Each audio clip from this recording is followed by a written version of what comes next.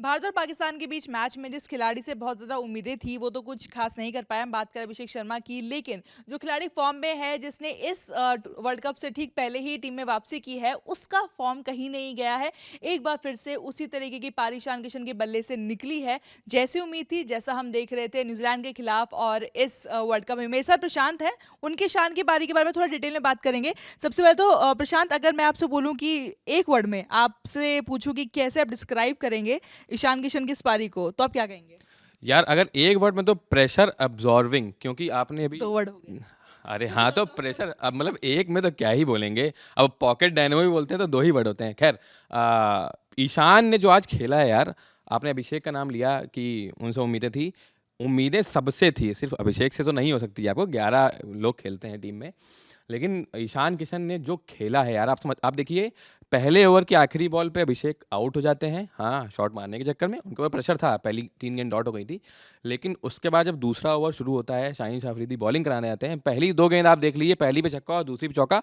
वो आपको ईशान किशन का माइंडसेट दिखा देता है। जो लोग बहुत बात कर रहे थे ना कि इंडियन टीम प्रेशर में होगी। हाँ, कई स्पिनर्स की बातें हुई, मिस्री स्पिनर एक उनकी तरफ से आए, तो कई सारी बातें हुई। लेकिन ईशान ने दिखा दिया कि वो पहली 2 गेंदों में उनका माइंडसेट आज के गेम में क्या है।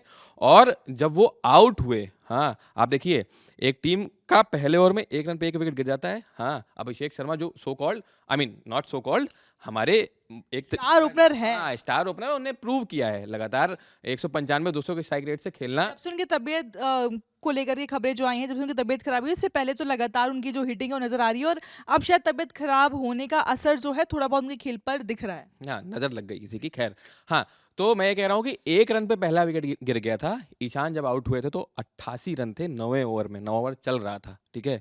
तो आप देखिए कि ईशान ने टीम को कहाँ छोड़ा है ले जाके। 40 गेंद में 77 रन जो बनाए वो तो ठीक है, लेकिन कहाँ पे छोड़ा है?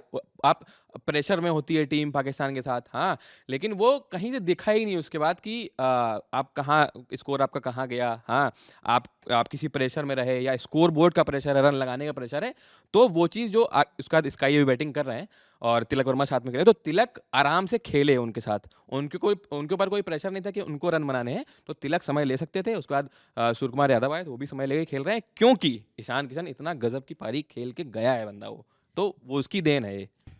जैसे कि आपने बोला कि ईशान किशन इस टाइम पर बल्लेबाजी कर रहे थे, और अभिषेक शर्मा के आउट होने के बाद कहना है कि उनका माइंडसेट ये भी होगा कि क्योंकि एक स्टार बैटर चला गया है और पाकिस्तानी गेंदबाज ये कोशिश कर रहे हैं कि भारत के ऊपर बहुत ज़्यादा प्रेशर बनाया जाए, दबाव बनाया जाए, तो उनकी हिटिंग शायद सेंचुरी को देख करके नहीं थी, ये देख करके थी कि अब वापस प्रेशर पाकिस्तान के बॉलर्स पे कैसा जाए। वो तभी होगा जब T20 वर्ल्ड कप में बड़े शॉट्स लगे, बड़े शॉट से ही जो सामने वाला बॉलर होता है वो प्रेशर में आता है। तो शायद से उनकी सेंचुरी नहीं हो पाई, फैंस को जो थोड़ा बहुत बुरा लग रहा होगा, लेकिन ईशान का माइंडसेट शायद सेंचुरी नहीं बल्कि वो प्रेशर था।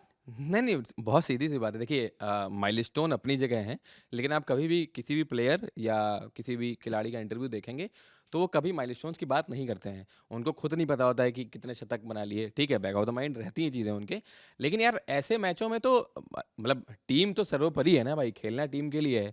और वही मैं कह रहा हूँ, तो आप देखिए ना, अगर इतना ही माइलस्टोन बनाना होता, इतना ही विकेट बचाना होता, तो अभिषेक के आउट होने के बाद ईशान ने वो अगले ओवर की दूसरे ओवर की पहली 2 बॉल में वो शॉट नहीं खेले होते। वो बहुत क्लीन शॉट थे, जो छक्का और चौका मारा। तो वो दिखाता है, मैं कह रहा हूँ ना कि वो माइंडसेट उनका वहीं से दिख जाता है कि वो बंदा खेल कैसा रहा है। मतलब माना कि वो बहुत अच्छे फ़ॉर्म में है, हाँ, जब से वापसी करी है, तब से बहुत तगड़ी बैटिंग कर रहे हैं, हाँ। लेकिन इंडिया-पाकिस्तान के गेम में कहीं न कहीं प्रेशर होता है हर एक खिलाड़ी के ऊपर, और ये सूर्य कुमार यादव भी कई बार बोल चुके हैं कि कल भी उन्होंने यही बोला।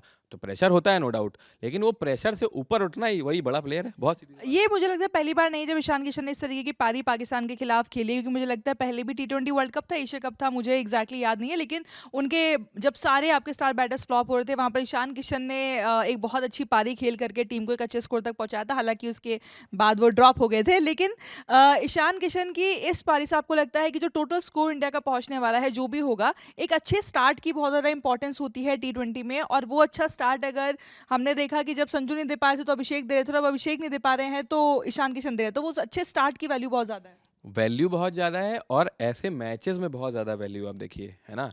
तो अब उस अच्छे स्टार्ट ने क्या किया है, यू नेवर नो कि हम जब दूसरी पारी खत्म हो जाएगी, पाकिस्तान की बैटिंग जब हो जाएगी या मैच का रिजल्ट जब आ जाएगा, तो यू नेवर नो कि ईशान किशन की पारी ही डिसाइडर हो।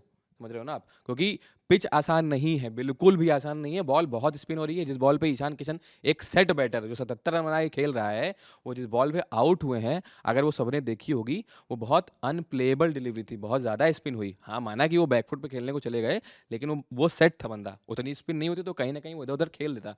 लेकिन वो जिस बॉल पे आउट हुए, वो पिच कितनी टफ है वो दिखाता है। तो आसान नहीं है खेलना। अभी भी स्काई और तिलक वर्मा खेल रहे हैं, तो रन नहीं उतने ईज़िली नहीं आ रहे, इतने ईज़िली ईशान किशन बना के गए हैं। तो यू नेवर नो कि वो डिसाइडर हो और वही बड़ा फैक्टर हो मैच का। यानी कि ईशान किशन ने तो दिखा दिया है कि इस पिच पर कैसे खेलना है, लेकिन टीम इंडिया क्या कुछ करती है, इस मैच का रिजल्ट क्या आता है, उसमें भी थोड़ा समय है, लेकिन जो भी होगा उसकी अपडेट्स हम आप तक पहुंचाएंगे। लेकिन इस वीडियो में इतना ही। मेरा नाम है रिया, साथ है प्रशांत, और आप खेल जगत से जुड़ी तमाम खबरों के लिए देखते रहिए लैंड ऑफ स्पोर्ट्स। और मुस्कुराइए आप, क्योंकि लखनऊ में होने जा रहा है लल्लन टॉप अड्डा। 22 फरवरी को पहुंचिए जुपिटर हॉल, इंदिरा गांधी प्रतिष्ठान, लखनऊ। एंट्री सुबह 11 बजे से शुरू होगी। फ्री रजिस्ट्रेशन के लिए क्लिक कीजिए thelallanTop.com वेबसाइट पर दिए बैनर पर।